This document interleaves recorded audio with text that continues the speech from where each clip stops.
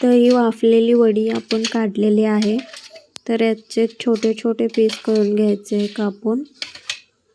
नंतर याला तेलामध्ये फोडणी द्यायची आहे। तर व्यवस्थित असे पीस करून घ्यायचे।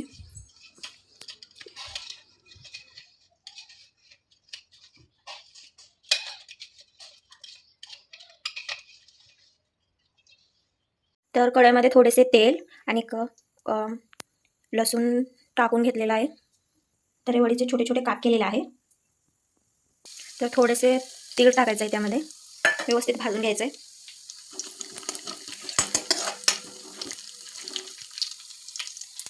आणि यामध्ये थोडंसं मीठ टाकायचं आहे।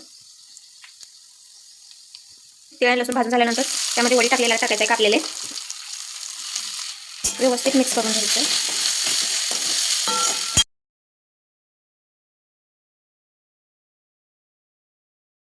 तर किती छान असं झालेलं आहे, तुम्ही बघू शकता। आणि खायलाही खूप टेस्टी झालेलं आहे। तर तुम्हाला कसं वाटलं नक्की सांगा।